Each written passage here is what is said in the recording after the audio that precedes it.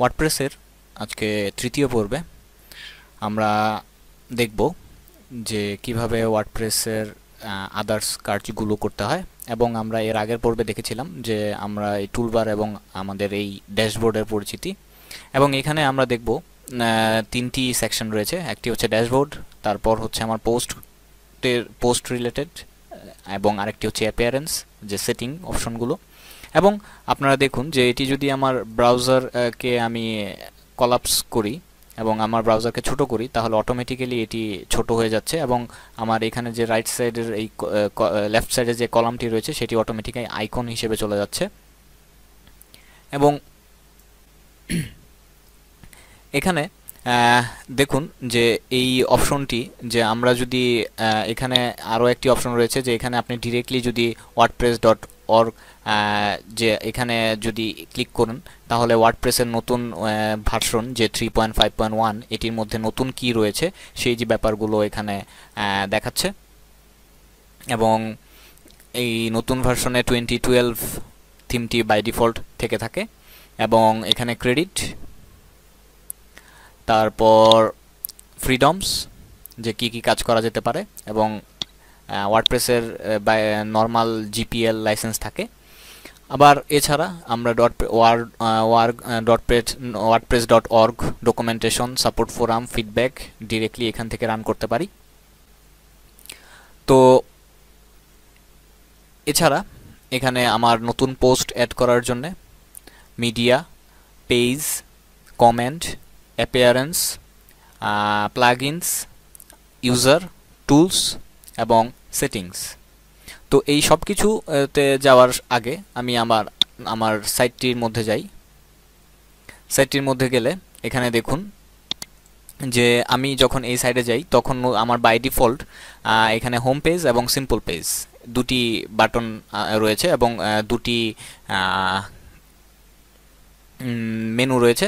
এবং এটির মধ্যে সিম্পল পেজের মধ্যে যদি আমি ক্লিক করি, তাহলে আমার স্যাম্পল যে পেজটি রয়েছে সেই স্যাম্পল পেজের টি শো করছে। এবং আমি যদি চাই এই স্যাম্পল পেজটি এডিট করার জন্য বা কোনো পেজ এডিট করার জন্য, স্বভাবত এই টুলবারের মাধ্যমে যে এখানে এডিট পেজ যের মধ্যে যদি আমি ক্লিক করি, তাহলে আমার সরাসরি সেই স্যাম্পল পেজ এবং সেই পেজের এডিট অপশনটি এখানে চলে আসবে এবং অটোমেটিক্যালি এখানে আমি যা চাই সেগুলো অ্যাড করতে পারবো।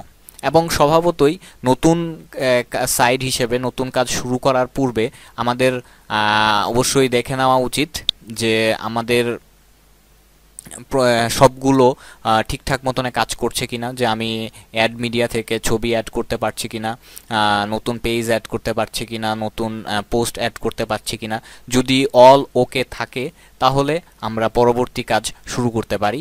কিন্তু ফর এক্সাম্পল যে আমাদের এই সবগুলো জিনিস ওকে নাই, তাহলে আমাদের সিম্পলি যে কাজটি করতে হবে, যে আমার যে ওয়ার্ডপ্রেসে ফাইলটি ডাউনলোড করেছিলাম সেই ডাউনলোড ফাইলের মধ্যে এখানে দেখুন যে আমাদের যে কাজটি করতে হবে সেটি হচ্ছে যে আমার ওয়ার্ডপ্রেস কন্টেন্ট এবং ওয়ার্ডপ্রেস কনফিগ, এই যে দুইটি ফাইল রয়েছে, এই দুইটি ফাইল ছাড়া বাকি যতগুলো ফাইল আছে সে ফাইলগুলো আমাকে ডিলিট করে দিতে হবে। এবং ডিলিট করে আবার নতুন করে wordpress.org থেকে ওয়ার্ডপ্রেসের ফাইলটি ডাউনলোড করে আমরা এখানে আবার আপলোড করে দিতে পারি। এবং ব্যাপারটি আপনারা মাথায় রাখবেন যে যখন ফর এক্সাম্পল আপনি অলরেডি একটি সাইট তৈরি করে ফেলেছেন এবং এই সাইটের মধ্যে অনেকগুলো কন্টেন্ট রয়েছে, অনেকগুলো প্লাগইনস রয়েছে, অনেকগুলো ইমেজ রয়েছে, তো স্বভাবতই এখন আপনি যদি সবগুলো ফেলে দেন, এবং সবগুলো ফেলে দেওয়ার ফলে আপনার যে প্রবলেমটি হবে যে আপনার যে সাইডের মধ্যে যে জিনিসগুলো আপডেট করা হয়েছে সেই আপডেট জিনিসগুলো চলে যাবে। তো সেই আপডেট জিনিসগুলো রেখে দেওয়ার জন্যে যে আমার নতুন যে জিনিসগুলো থাকে এই কন্টেন্টের মধ্যে এখানে দেখুন যে প্লাগইনস, যে এখানে প্লাগইনসের ভেতর আপনি যে প্লাগইনসগুলো রাখেন সেই নতুন প্লাগইনসগুলো অ্যাড করবেন, সেগুলো এখানে চলে আসবে। এবং থিমের মধ্যে আপনি যে থিমগুলো থাকবে সেই থিমগুলো চলে আসবে। এবং বাই ডিফল্ট ওয়ার্ডপ্রেস 3.5.1 এর মধ্যে 2011 এবং 2012 এই দুটি থিম রয়েছে।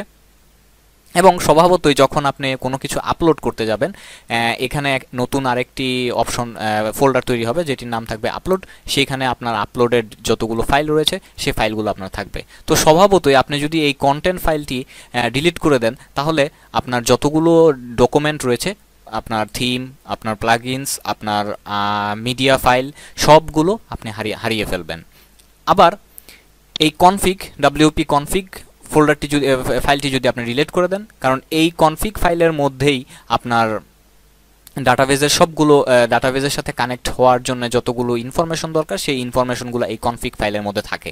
তো স্বভাবতই আপনি যদি এটি ডিলিট করে দেন, তাহলে সে আর ডাটাবেজের সাথে কমিউনিকেশন করতে পারবে না এবং আপনার সাইটটি লোড হবে না। তো সেই জন্যে আপনার সাইট যদি কোনো প্রবলেম হয়ে থাকে, তাহলে এই দুইটি ফাইল ছাড়া বাকি যতগুলো ফাইল আছে আপনি ডিলিট করে আবার নতুন করে ওই ফাইলগুলো এখানে আপলোড করতে পারেন। তাহলে আপনার সাইটে যদি কোনো প্রবলেম থেকে থাকে, তাহলে সেটা প্রবলেমটা সলভ হয়ে যাবে।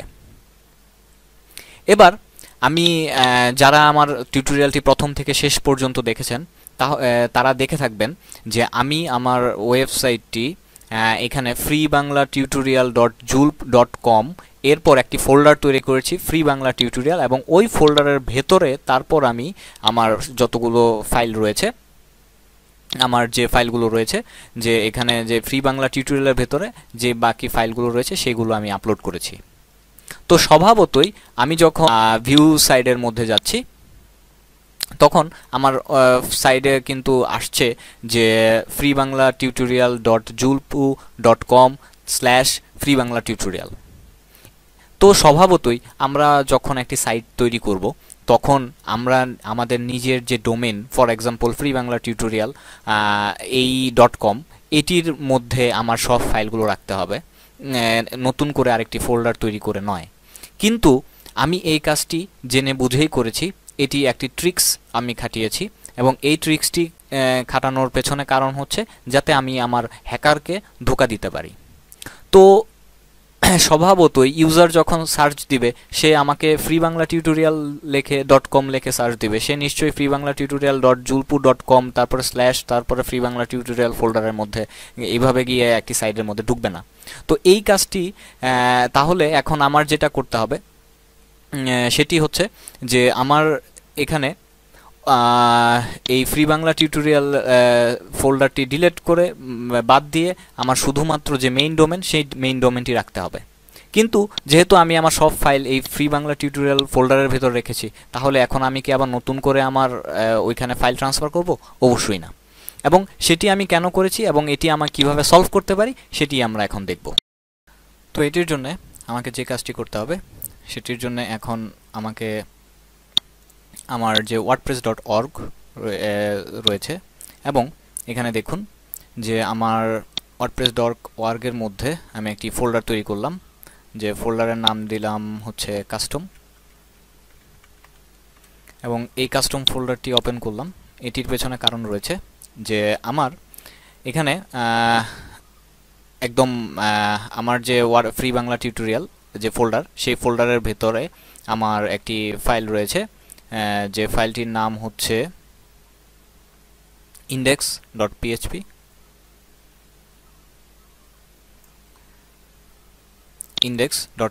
এবং এখানে আরেকটি ফাইল রয়েছে, তো সেখানে যদি সেই htAccess এবং force showing ওকে। তো এটির ক্ষেত্রে যে এখানে দেখুন যে index.php যে ফাইলটি রয়েছে, সে ফাইলটি আমি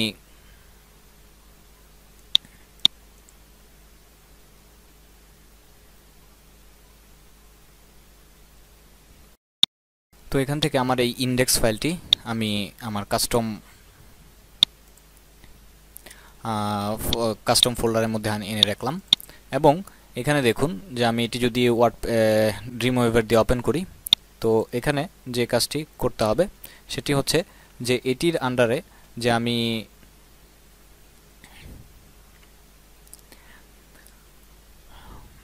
free Bangla tutorial /freebanglaTutorial/wp blog এটি দিয়েছিলাম, এবং এটি সেভ করলাম। আবার আমার যে ড্যাশবোর্ড রয়েছে, আমি যদি ড্যাশবোর্ডে যাই এবং ড্যাশবোর্ডে সেটিং এবং জেনারেল সেটিংয়ের আন্ডারে গিয়ে এখানে দেখুন যে আমার এটি হচ্ছে ওয়েবসাইটের ইউআরএল এবং সাইট ইউআরএল, যে আমি কোনখানে সাইটটি শো করাতে যাচ্ছি। তো এখান থেকে আমি আমার ওইটুক ডিলিট করে দিলাম এবং টু বি ডিফারেন্ট ডিরেক্টরি যে দেওয়ার জন্য কি করা যেতে পারে সেখানে আমাদের wordpress.org-এ এই সম্বন্ধে বিস্তারিত বলা আছে, আমরা চাইলে সেখান থেকে পড়ে নিতে পারি। তো পরবর্তীতে তো এটি আমি এখানে করলাম এবং সেভ করলাম। সেভ করার পর আমি যদি ভিউ সাইডের মধ্যে যাই তাহলে এখন আমরা দেখব যে ভিউ সাইডের মধ্যে কিছু নেই। তো এখন আমাকে যে কাজটি করতে হবে যে আমার কাস্টম যে ফোল্ডারটি ছিল এবং এখানে দেখুন একটি ইন্ডেক্স ফাইল যে রয়েছে, সেই ইন্ডেক্স ফাইলে প্রথমে ছিল এরকম এবং আমরা যে কাস্টম ফোল্ডারের ভেতর যে ইন্ডেক্স ফাইলটি রয়েছে সেটি অন্যরকম। তো সেই ইন্ডেক্স ফাইলটি এনে আমি আমার এখানে ছেড়ে দিলাম। সরি আমি এখানে একটু ভুল করেছি,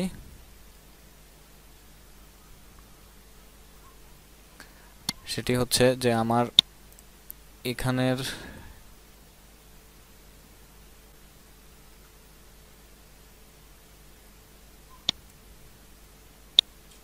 ইন্ডেক্স ফাইলটি এখানেই থাকবে এবং আমার সাইডে যদি যাই এবং এটিকে আমি রিলোড দিলাম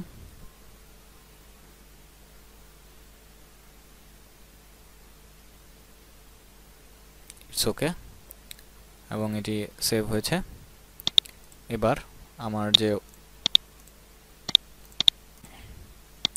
কাস্টম এবং আমার যে পাবলিক এসটিপি রয়েছে এখানে আমি আমার এই কাস্টম করা যে ইন্ডেক্স ফাইলটি রয়েছে যেখানে আমি দেখিয়ে দিলাম যে ফ্রি বাংলা টিউটোরিয়াল এবং তার ভেতর এটি এবং সেই ফাইলটি এখানে আমি আপলোড করলাম।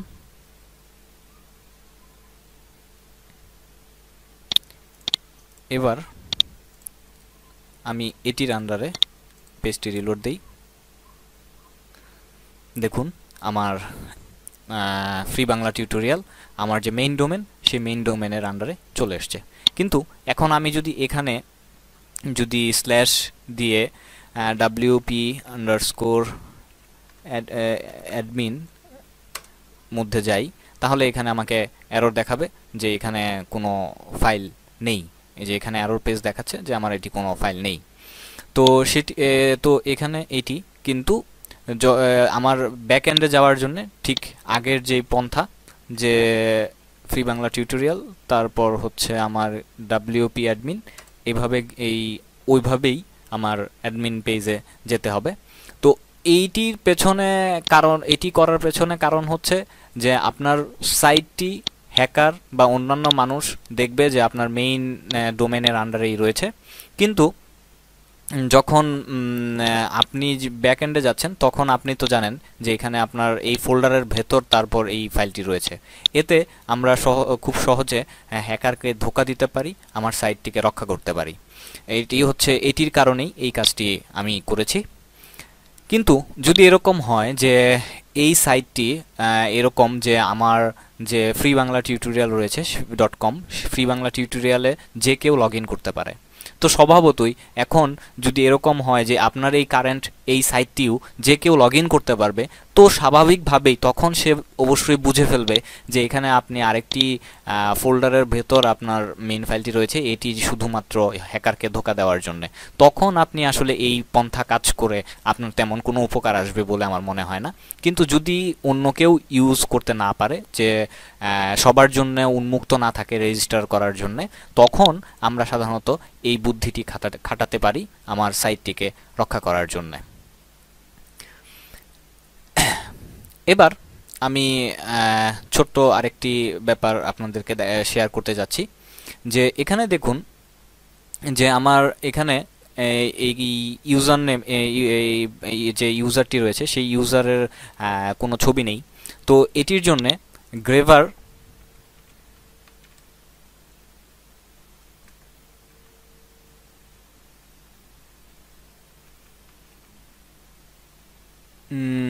সাইটটি,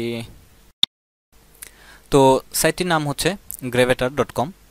তো এই gravatar.com এর মধ্যে আপনি একটি নতুন অ্যাকাউন্ট তৈরি করতে পারেন এবং নতুন অ্যাকাউন্ট তৈরি করে আপনার যে প্রোফাইল পিকচার এবং আপনার আদার্স ফেসবুক, টুইটার এবং আদার্স যে জিনিসগুলো এবং আপনার প্রোফাইল পেজে যে বায়ো, সেই বায়োগুলো এখানে সেট আপ করে দিতে পারেন। এবং সেট আপ করার ফলে আপনাকে যেটি হবে এবং এটির সাথে আপনাদের পরিচয় করার দেওয়ার কারণ হচ্ছে যে wordpress.com এবং wordpress.org এই সাইটগুলোতে যেখানেই আপনি আপনার ওই যে ইমেল অ্যাড্রেস দিয়ে আপনার সাইটটি তৈরি করছেন বা ইউজ করছেন, ওই ইমেল অ্যাড্রেস দিয়ে এখানে যদি গ্র্যাভারের একটি অ্যাকাউন্ট আপনার থেকে থাকে, তাহলে ওইখান থেকে wordpress.com এবং wordpress.org অটোমেটিক্যালি আপনার ছবি, আপনার বায়ো এবং আপনার যে সোশ্যাল অ্যাকাউন্ট রয়েছে যেমন ফেসবুক, টুইটার, সেই প্রোফাইল অটোমেটিক্যালি সে কালেক্ট করে নেবে। এবং এখানে দেখুন যে আমার এইখানে যে এখানে কোনো এখন পিকচার নেই, তো আমার এই অপশন দিয়ে মানে এই গ্র্যাভাটারে যদি আমি একটি অ্যাকাউন্ট তৈরি করে এখানে পিকচার সেট করে দেই, তাহলে অটোমেটিক্যালি আমার এখানে পিকচার চলে আসবে। তো এবার আমি যদি আমার এখানে দেখুন যে এডিট মাই প্রোফাইলের মধ্যে যদি যাই, এডিট মাই প্রোফাইলের মধ্যে এখানে দেখুন disable video editor when writing, update profile,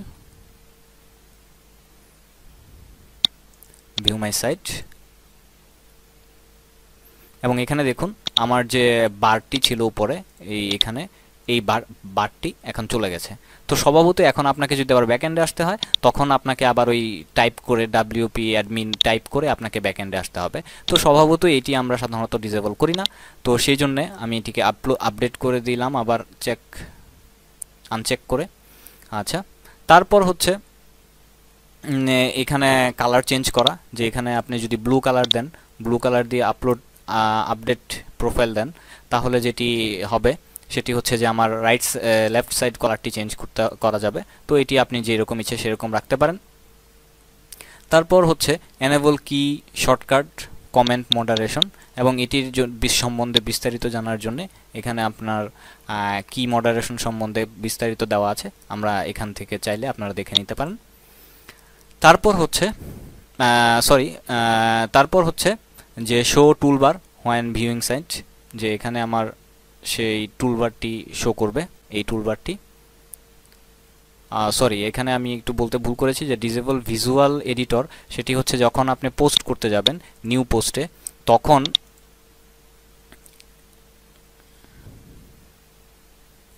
এখানে দেখুন দুইটি এডিটর রয়েছে, একটি হচ্ছে ভিজুয়াল আর একটি হচ্ছে টেক্সটের মধ্যে যে কোডিংয়ের মাধ্যমে বা HTML কোডিংয়ের মাধ্যমে যেভাবে আমাদের টেক্সট করতে হয় সেটি, আর ভিজুয়াল হচ্ছে যে আমার ভিজুয়ালি কোনো পোস্ট করার জন্য যেই বোল্ড ইটালিক রয়েছে সেটি। তো এটি আমার সাইটটি লোড না হওয়ার কারণে এরকম হয়েছে। তো এই ভিজুয়াল এই ইফেক্টটি, এই বারটি অফ করে রাখার জন্য, এটি যে ডিসেবল ভিজুয়াল, যে আমি এটি অফ করে রাখবো, সেই জন্য আমার ভিজুয়াল, এবং এটি হচ্ছে আমার ভিজুয়াল এবং এটি হচ্ছে আমার টেক্সট। এটি হচ্ছে আমার HTML এর কোড ব্যবহার করার জন্য এইভাবে, এবং যে নর্মালভাবে আমরা যেভাবে MS ওয়ার্ডের মধ্যে লিখি সেভাবে কাজ করার জন্য আমার এটি। তো এটিকে অফ করে রাখার জন্য হচ্ছে আমার এইটি। তো এটিকে সাধারণত আমরা অন করেই রাখি। এবং আমার ওই যে টুলবার দেখাতে চেয়েছিলাম, যে আমার ভিজিট সাইট, যে আমার সাইডের মধ্যে যাওয়ার পর আমার এই টুলবারটি যে show toolbar when visiting site, যে শো করে রাখবে অথবা ডিসেবল করে রাখবে। তো এখানে আমি শো টুলবার,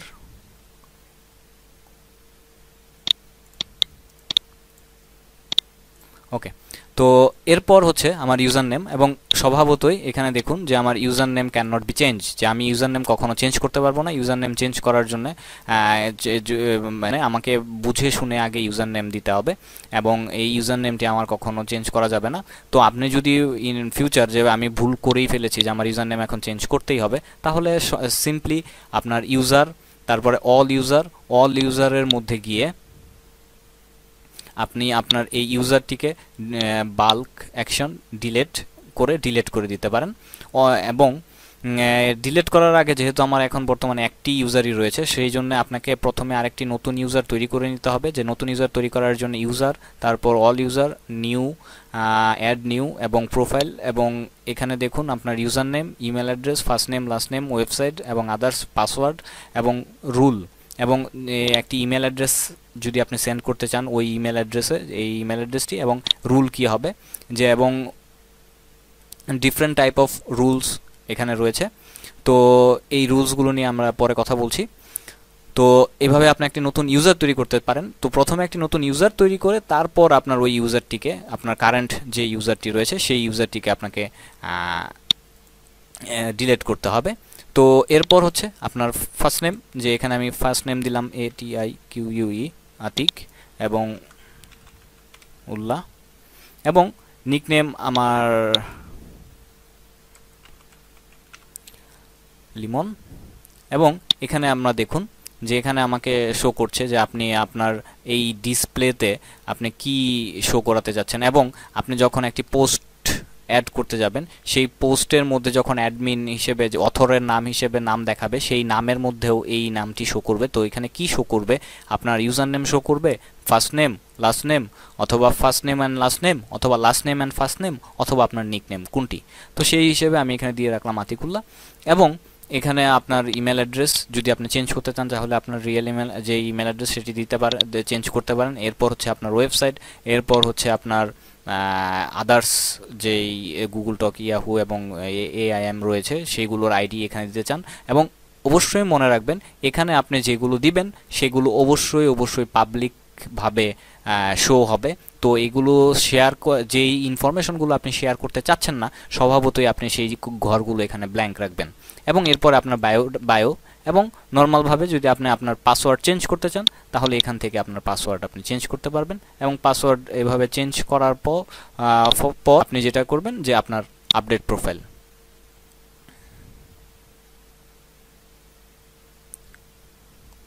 এবং দেখুন আপনার প্রোফাইলটি আপলোড হলো। এবং এখানে দেখুন যে এখানে হাউডি আতিকুল্লাহ এখানে নাম শো করছে। তো বন্ধুরা আজকে এ পর্যন্তই, পরবর্তী টিউটোরিয়ালে আপনাদের সাথে আবার দেখা হবে। ধন্যবাদ।